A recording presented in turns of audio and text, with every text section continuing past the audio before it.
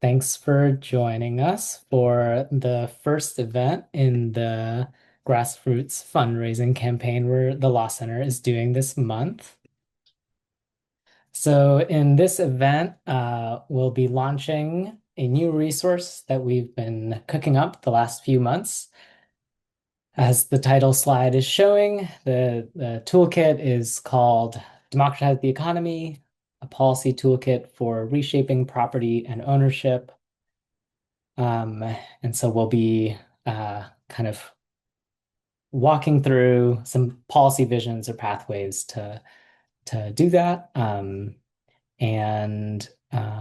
Yeah, and I think it's very appropriate that the theme of the fundraising campaign is all hands on deck, which is appropriate for the ambitious proposals we're highlighting in this toolkit. It will take a lot of hands to win these reforms to democratize the economy. And I'll go ahead and get started. Folks might still be trickling in, and thanks for joining. So the Law Center, the Sustainable Economies Law Center is an organization focused on the legal needs of the solidarity economy movement. As many of you probably know, we provide legal and policy, education, and advocacy to cultivate new legal landscapes to support community resilience and grassroots economic empowerment. We've created this toolkit after 15 years of working in these movements, including a lot of policy advocacy that we realized we could package in a more comprehensive resource. One of our flagship resources is called Seeds of Land Return. And so we are paying, I guess it's an homage to that theme. We're also packaging these policy pathways into seed packets. Um, and you'll see the 8 seed packets that we've created. And the other kind of political dynamic we want to note about this current moment is the ascendant left electoral movement in this country, despite a also counter-reactionary right-wing movement that obviously controls a lot of the federal government. But we do see progressive and socialist electeds increasingly being voted into offices on the state and local level. And we've crafted these policy visions to nourish solidarity economies with some of those folks in mind. Local and state legislators could take up or be pressured to take up some of these demands. And a lot of the slides that we'll go through, apologies, they're a little text heavy.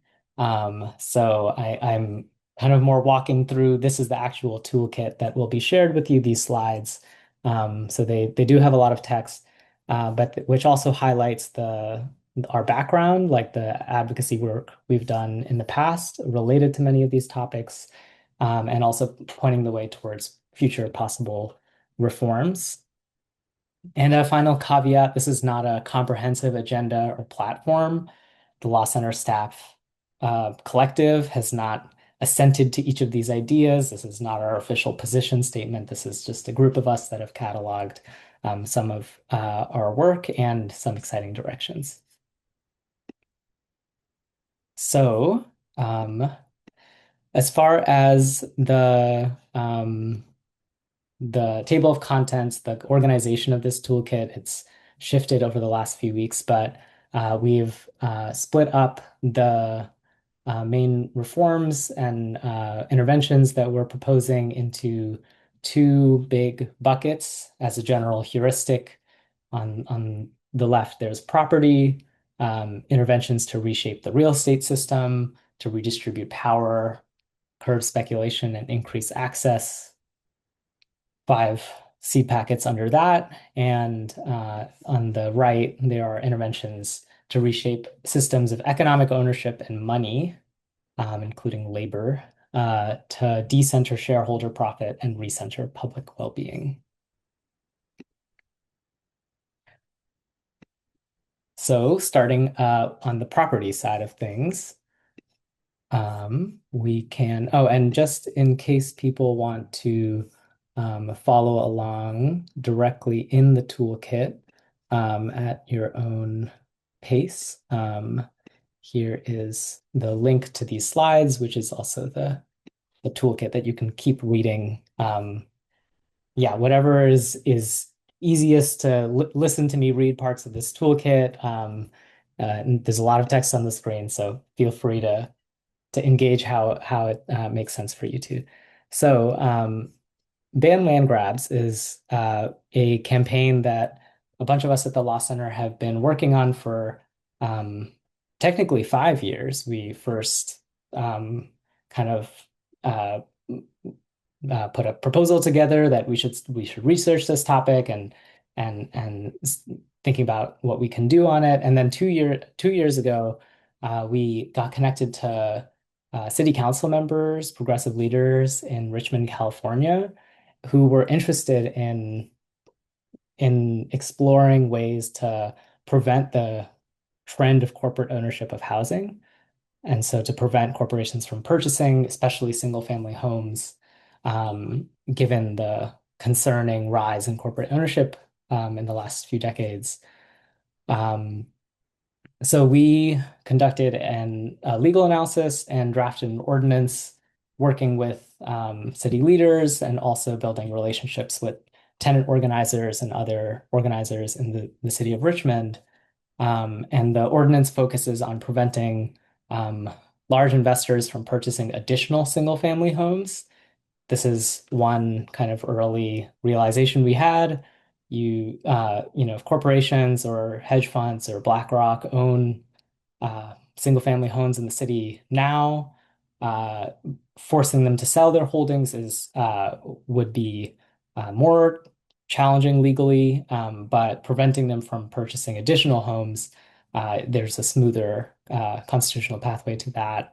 And so our full ban land grabs report kind of goes into a lot more detail, but we puzzled over many issues like the one I mentioned, and also defining what LLCs should be allowed to purchase housing, what types of housing are included or not. We've included single-family homes, condos, up to fourplexes, um, but not large apartment buildings. And we kind of worked backwards. We prohibited the entities that we don't want to be able to, or sorry, we actually outlined the entities that we do want to be able to purchase housing in the city and exclude the folks that don't meet that criteria. And so the folks that we do want to be able to purchase housing in the city, and this is what we've heard from the council members and other organizers, is like we want people who want to live in these homes, um, nonprofits, cooperatives, like limited equity housing cooperatives, or governmental entities to be able to purchase housing. And if you're not one of those entities, then you might be prohibited. And one thing that we were really excited about this proposal, and is in contrast to others that are being proposed nationally or at the state level, to prevent corporate ownership of housing, is that we suggest a limit of this is, still the city council has not determined where they want to land on this, but um, an individual can own up to 4 single-family homes in the city of Richmond, and our team doesn't think it makes sense for them to purchase a fifth. So many people are landless and housing insecure. You can build plenty of generational wealth off of 4 residential properties, and we think that for policy and ethical reasons that we shouldn't just accept that endless accumulation has to be unconstrained in our economy. Okay, so banning land grabs is that type of prohibition on certain entities from purchasing housing is something that cities or states could explore, or of course, on the national level, it could be explored too. But limiting sales price increases is another idea that we have explored with council members. It feels more politically challenging to try to win something like this uh, in the cities we've spoken to, but the the logic here is, look, the Law Center has been working on limited equity housing cooperatives, community land trusts, permanent real estate cooperatives, and other real estate structures that permanently protect property from the speculative real estate market. And instead of trying to get title of as many properties into these values aligned structures as we can, which is very important, but we can also look to kind of replicate the benefits of these alternative entities and make them the norm throughout the housing system. So if we want limited equity to be the norm in a particular city, we can say for future purchasers, your resale values can only increase at 5% or 10% a year or whatever the number is, but you could have basically this limited equity be built in throughout a jurisdiction's residential real estate market, for example. And then the on the right-hand side of the slide, we kind of put these moves into context with the other policies we've worked on in the housing justice realm, particularly around tenant and community opportunity to purchase legislation, which are definitely gaining momentum and we advocate for, but we also are also thinking about what happens after COPA and TOPA. What can we do alongside these campaigns that proactively shape the real estate market in the way that we need it to be shaped? Okay, so that was the first seed packet. We got a few more of these to get through. So the next one is on taxing real estate speculation. This is a policy that, even if we were able to ban land grabs in the ways that we've talked about in the previous slide, there's a larger dynamic of gentrification that would still not really be addressed. And that is not due to corporate ownership, but just due to higher income or wealthier families, disproportionately white, deciding kind of in mass or structured through which is, not actually individuals deciding all together, but like there's a real estate market and a labor market explanation for why gentrification happens. But basically, rich people decide they want to take over a neighborhood. This is going to be our place to live now. And it comes with a lot of externalities, you could call them, negative like effects on the people, legacy residents, eviction, houselessness, rent burden, loss of like the social fabric of working class communities in different neighborhoods. I've lived in the Mission District of San Francisco. I've lived in Oakland. We're familiar with these processes, but one proposal that I'm personally very excited about. I don't know if it will go anywhere necessarily, but the idea of having an income progressive transfer tax is one way to kind of directly get at this type of harm, or internalize the externalities of this type of harm, at the risk of using neoliberal economics language. But yeah, I mean, basically, you could have a transfer tax, which is the tax that is charged when a property exchanges hands, when the one name on the deed is substituted for another name, could be adjusted so that people with with very high incomes or very high wealth moving to lower income areas. Let's say your income is 3 times that of the average income in the neighborhood you're moving to, then you would pay a much greater transfer tax rate for moving to that area. And this is one of these levers at which policymakers can actually play in, because class is not a protected constitutional class. So, sorry, and class is being used twice. So you can discriminate against poor people under the Constitution, which is usually how that framework is used, but cities could actually kind of go the other direction and build a system of progressive taxation for land purchasers. Um, and of course, these funds could be used to fund social housing or homefulness, which is what our partner Poor Magazine describes their poor people's led solutions to homelessness. Um, okay, and I talk about mansion taxes that you can come back to later. And in this next bullet, and I'll try to speed up a little bit so I won't get to everything here, but I just talk about vacancy taxes and adverse possession reforms. This is something that folks on staff have been really interested in exploring, particularly adverse possession reform could be amended to, let's say somebody let's say a group of people have just like been able to make wonderful use of a vacant lot that's been vacant for years.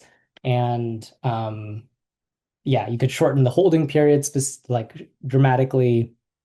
You could adopt a more fact-specific test that explicitly seeks to correct power imbalances in the real estate market. I think Julie Giljoff is on the call right now, who has written some wonderful papers that are linked in this slide about how this could work. Um, and um, and yeah, and I also reference vacancy taxes, which are being adopted and also kind of contested in these different cities. And a land value tax is something I've been learning more about lately. Apparently, the YIMBYs are really into it as well. But it's a way to tax the change the property tax system so that your taxes are due on the value of the land, not on the value of the improvements. So that it doesn't matter if it's housing or a 10-story building or a vacant lot. It doesn't matter what's on top of the lot. It's only the price of the land by itself that matters to property taxes. And so it means that if you're holding a land parcel of land vacant, then you're going to be hit with a relatively high property tax bill. And so it discourages that sort of holding land vacant for speculative purposes. Okay.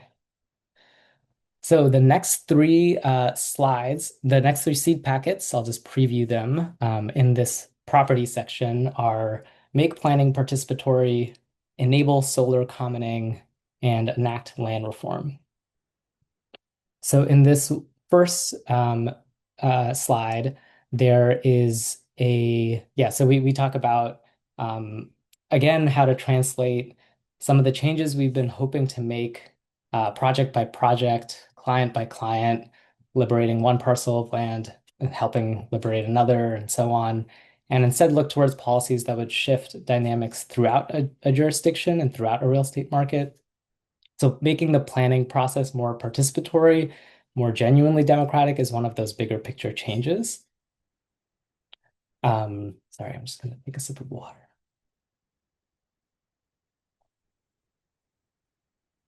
So we've been working with poor people-led and BIPOC-led organizations and community leaders who are usually left out of the land use neighborhood development process. Again, what happens to their neighborhood is not under their control. It's under it's basically up to property owners, whoever can afford to buy property in that area, to decide in consultation with the planning department that usually green lights developments that will increase property values and often lead to displacement. So basically, how can we think of ways to like prevent that usual process of development, kind of development companies' displacement? So one of our clients, the East Bay Permanent Real Estate Cooperative, has a slogan of development without displacement, and that's what they're going towards. And so we're kind of we've been thinking, including since 2022 when we led this intervention into Oakland's general plan process, how to increase participatory governance at scale, not just in parcels that aligned groups are able to acquire. So what would it look like for high-level policy documents like the general plan that dictate land use development in Oakland for a period of 20 years or so. How could that be informed by community organizing and especially groups that are usually left out of planning decisions and neighborhood development? Um, and then including in the next slide, we talk about switching to a system where instead of having developers and landowners propose projects for review by the community, you could have a system where actually neighborhood assemblies and participatory planning mechanisms are the ones to actually propose this is what should happen on a specific site. And that could happen at scale. So like for any number of vacant land sites or um, sites that are abandoned or underutilized could be slotted for this sort of participatory planning process where, again, we're going from community engagement. So there's a guide from Facilitating Power that's linked here to community ownership, where communities actually get to say, to specify what the uses in a particular area should be, what the rents should be. So it's not just, we'll see what gets built and how much people can charge for it. But having, um, yeah, I guess going from like rent control, which is great, but going to like neighborhood scale, parcel specific kind of what makes sense for this particular plot of land or neighborhood, um, that could be a direction to head when it comes to planning. Um, we at the Law Center like to engage in collective political education as well. And so last year, some of us uh, facilitated and led an internal reading group on Beyond the Nation State. And that's linked in this collective study link. And we read and learned about topics like municipalism and revising constitutions to make them deeply democratic. And one of my coworkers drafted this beautiful sci-fi revision to Oakland City Charter that envisions a deeply participatory social structure. So again, these feel like relatively long-term time horizon goals. And in the short term, we've also proposed ways to remove zoning as a barrier to the self-determination of communities. And so we have a Care-Based Communities Act that is one model for how cities could exempt community efforts or certain community efforts from land use barriers. And another law that actually we were able to pass a version or help support a version of in San Francisco that just passed to remove the definition of family from the planning and zoning code. And some of my coworkers are more knowledgeable about how that worked, but it would allow shared housing, co-living communities, queer communities that don't stick to a traditional family definition from make it easier for them to live in housing together. Okay, so now the last two slides are in this section are about energy democracy, and then the next one's about agriculture. And so these are two other, a lot of what's come before is on the land and housing side of things. We also have had programs devoted to energy democracy, and we helped incubate the People Power Solar Cooperative, done some advocacy in the Public Utility Commission in California. And what we've kind of learned from these movements is that, we need to phase out of a investor-owned fossil energy system and phase in a renewable energy democracy. Even if we're transitioning out of fossil fuels, we don't want Shell to be the entity that owns all the solar panels in the country and their devastating desert ecosystems to build large scale. So like how can we distribute ownership of energy infrastructure to the extent possible, and including using urbanized landscapes that already exist, like rooftops and parking lots, which we we've kind of read about these proposals for solar commoning.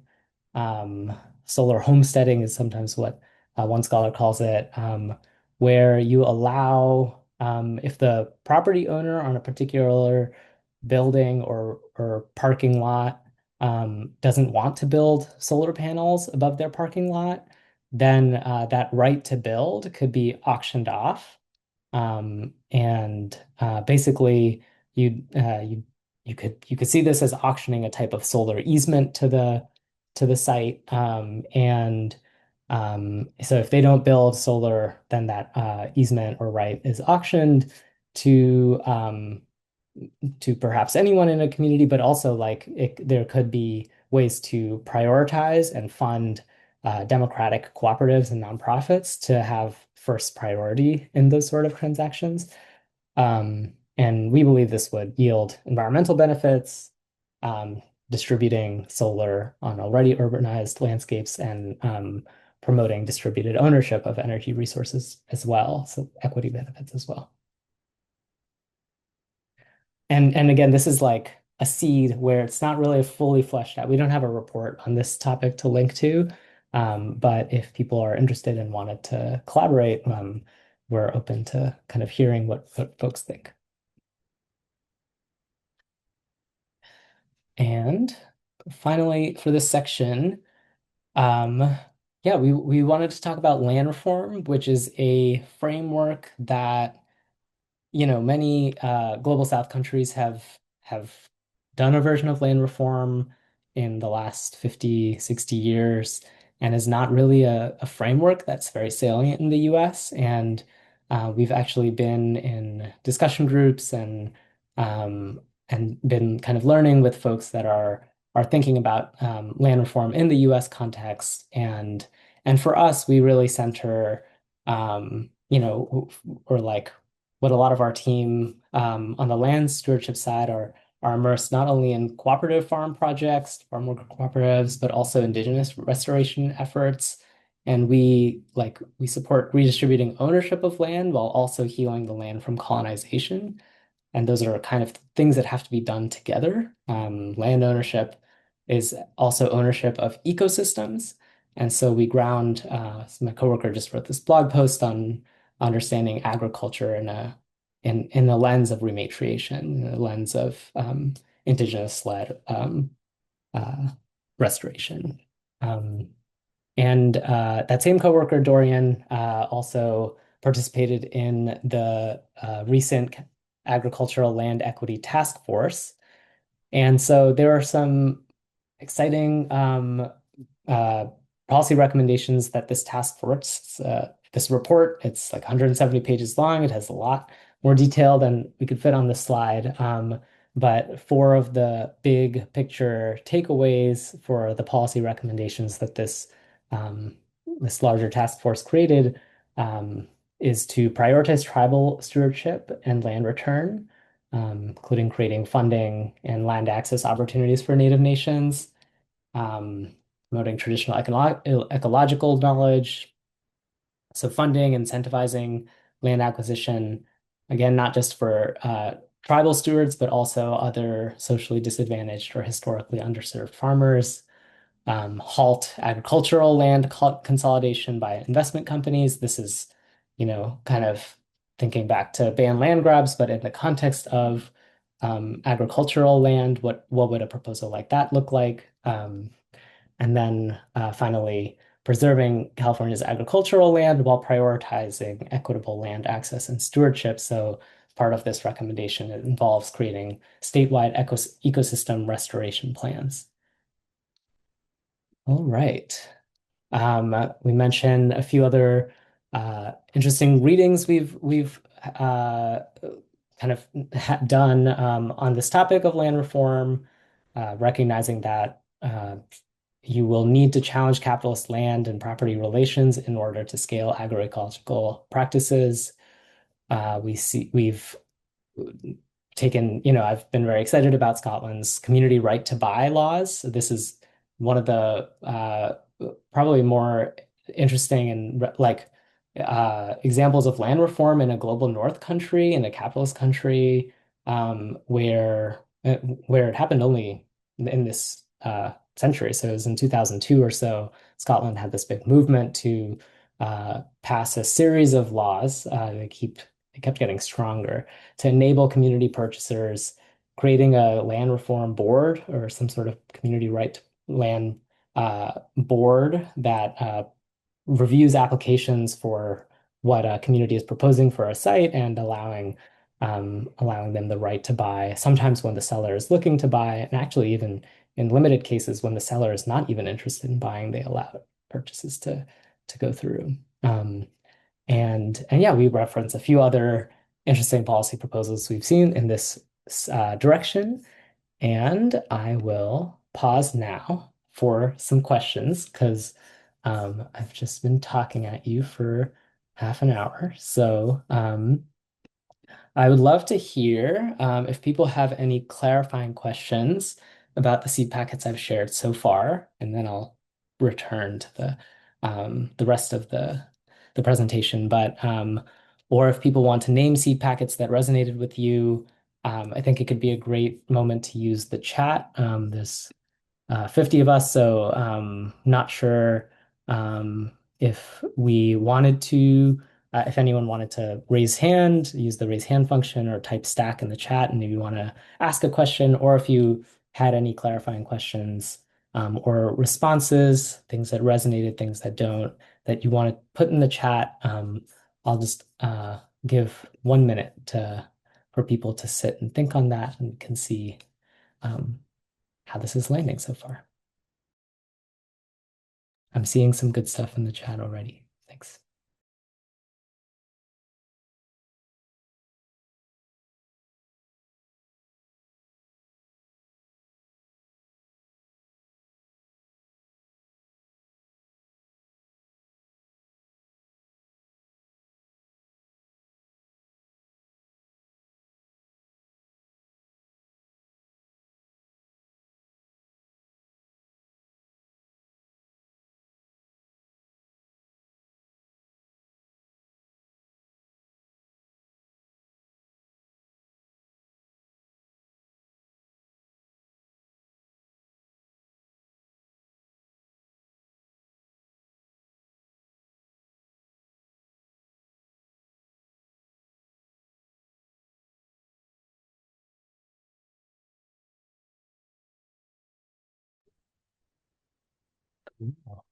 Yes, this will be recorded. Thank you, Armando. And thanks, Raymond, for this note about 1031 exchanges. We did not dig deep into real estate tax law at the federal level. To me personally, well, it feels challenging to get something really good passed through the federal legislature right now.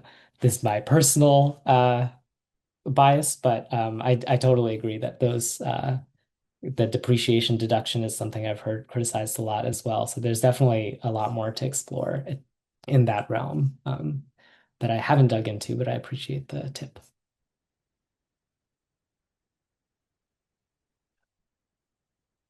Hmm. Yeah, we haven't done a 50 state survey, but I like that idea. Thanks for sharing that. Um, Yeah, I mean, we've mostly thought about the federal constitution because it kind of feels the most restrictive in a lot of contexts. But yeah, I haven't thought about the state constitutions as much. Okay. Thanks for those, and we'll have time for more questions after, hopefully the last 10 minutes or so. But I'll continue with the last three seed packets. And feel free to keep putting ideas or questions or comments in the chat. I love an active chat. So the the the connection we also wanted to make in this moment is to um, kind of note that we have this seed packet we're describing on the slide about ending labor exploitation, but just to connect for a moment what labor exploitation has to do with land exploitation or land commodification that we were talking about previously. Yeah, this note uh, is on the left and the top of the slide is talking about how, labor is life energy, if you want to free people's life energy in service of human and non-human communities, you kind of need to also free land from human domination and control, because otherwise people won't be free from human domination and control either. And so it's kind of a push that, like, although we've created these 8 different packets, there's a lot of synergies between them, and they're strongest together. Not that that makes it any easier politically to pass any of these, but yeah. So or maybe it does. Maybe it could be a way to kind of put them on a plank together. But um, anyway, so in this section, we highlight a few things that we've worked on in the worker cooperative movement, which is a big program area at the Law Center, both helping workplaces become more democratic, helping workers buy their workplaces, or convert to worker ownership. The union movement is one thing we're learning from and inspired by, but kind of you can organize against your boss, or you can take over your workplace and become co-bosses, I guess. And that's a horizon that we're also looking to explore, how we can do that at scale. Of course, there are plenty of organizations looking to make it easier to form worker cooperatives or provide technical assistance to them, revolving loan funds or funds, and procurement incentives are all things we've explored. And right now, we're also actually pushing to allow incarcerated people in California to form worker cooperatives in prison. And that's a bill that my coworkers introduced, or helped get introduced last year. Um, but yeah, we also want to name the kind of more like other forward-looking pathways to scale worker ownership. And I think part of the thinking here is, like, what does a ban land grabs type policy look like for the context of labor and worker cooperatives? So the analogy that in my head could make sense is having a ban on the formation of new non-cooperative corporations. So, for example, there's state corporation codes that structure what type of entities could be formed in that state. What kind of business entities can you form? And if you ensured that if a state really wanted to make all new businesses in a state more democratic, that law is something to really pay attention to and try to contest for power in. So if all employees had to be offered a certain level of equity or a certain amount of governance rights over the corporation, that could be one way to change those corporate business codes. Another way to do this is to support worker opportunity to purchase legislation, which is analogous to community opportunity purchase legislation in the housing and land context, where when a business goes up for sale, an owner uh, is trying to sell their business, they're retiring, whatever it may be, the workers get the first chance to purchase it, probably just at the sale price that they're offering. If workers happen to be able to match that sale price, or access financing to match that sale price, then they could take over the business. They have been doing the work to run the business. It might not be that hard for them to actually run it. The financing would definitely be the most challenging part of this, where if there are not financing pathways, access to capital, or just grant funding programs for these type of conversions, then they're unlikely to be able to be used by that many people, or in that many cases. Um, okay, and there's also other policies you could advocate to shorten work weeks, make a 40-hour work week less exploitative, maybe try 30, which is what we practice at the Law Center. And other ways to try to for governments to favor democratic organizations. Okay, so So we've talked about labor. The last two slides are more on the finance and money side of things. So, at the Law Center, I helped with some coworkers like reinvigorate a wealth redistribution law program. Previously, we've worked on grassroots finance as a framework to kind of democratize access to finance by helping community groups that want to start investment funds, let's say, or community governed funds. And again, this is a contrast to the ruthless profit over people mindset that Wall Street asset managers uh, are incentivized to have. And those asset managers manage trillions and trillions of dollars. We're looking at $48 trillion in the retirement system, $1 trillion in the nonprofit system. Um, and then there's other public funds that aren't have not estimated the size of. But basically, the point being made is if these are worker savings, the U.S. retirement system, are they serving workers' interests? Um, of course, these savings are systematically skewed to it's mostly the top 20% of earners that have savings at all. But um, the point still remains that um, it, those workers don't even have an option to align those investments with their values in more robust ways. And that's partly because ERISA kind of ensures that they must be managed prudently, which is a standard we've made fun of previously. Um, Investing in war and fossil fuels is definitely prudent, makes lots of money sometimes.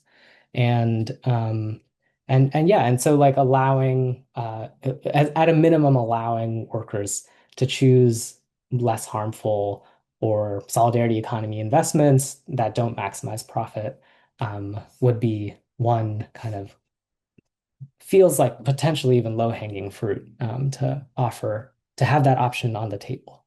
Um, and another change is in the context of, so I was just talking about retirement savings and the federal law that governs those. So this would be a federal law change. The next one is a state law change it's called UPMIFA.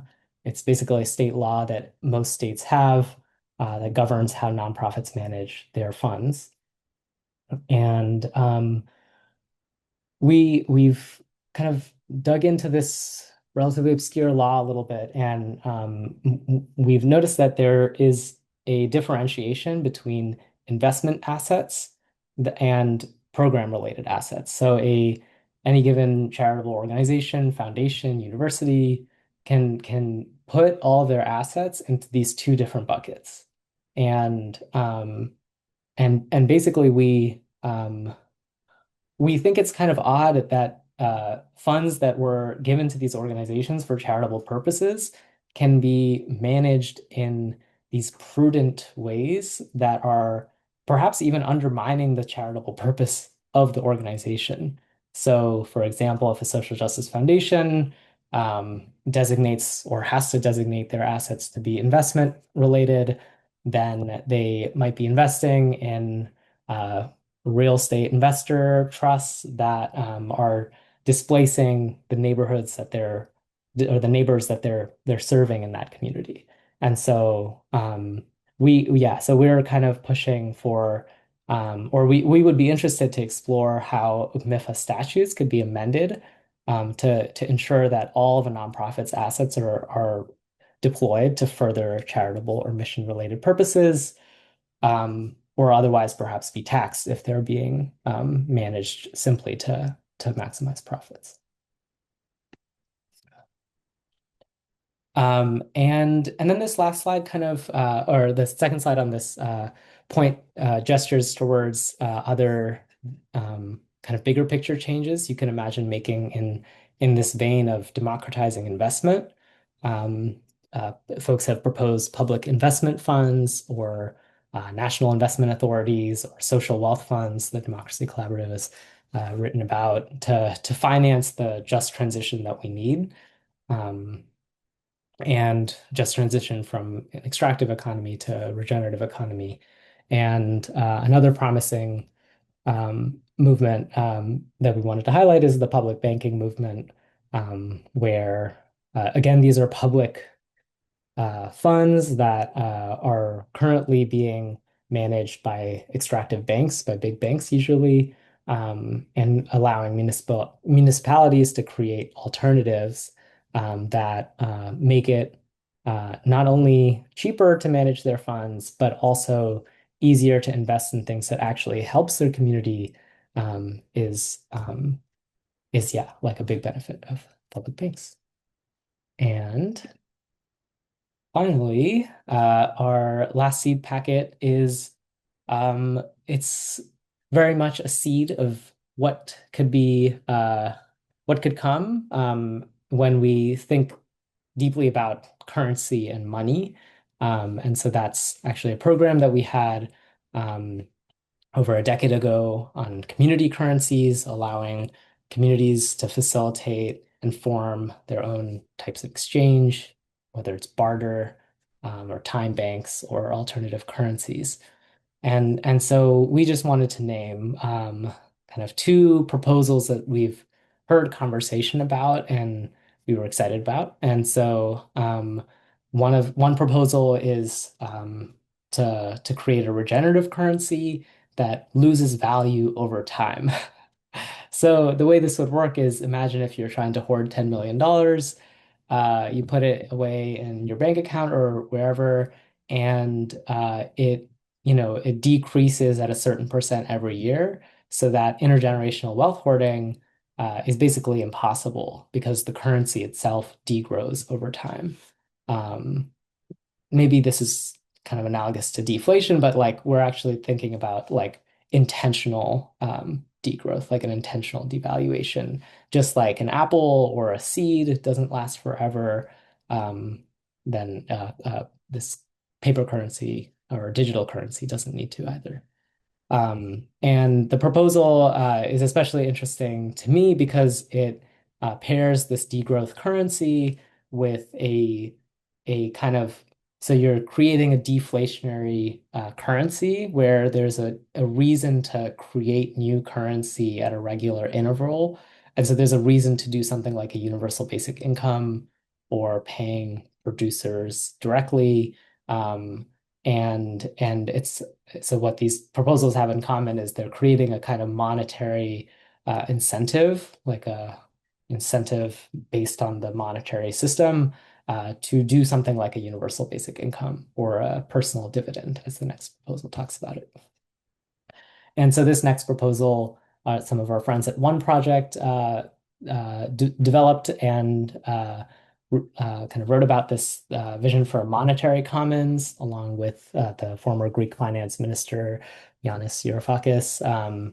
And they envision providing everybody a digital bank account at the Federal Reserve, or whatever central bank in a given country.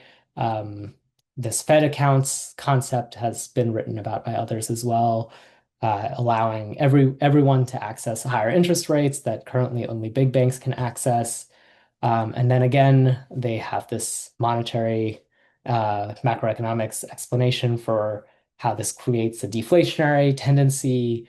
You can also put, let's say, ChatGPT AI shares in the comments. So they're looking on other forms of revenue that could give money back into people's personal dividends. And ownership of like socially valuable infrastructure, socially created infrastructure, is what could be taxed that also funds this commons proposal. Um, all right. Okay. So those are the monetary reforms. And that is basically what we had on the presentation. There's not that much time for questions. Sorry about that, but I want to open the floor for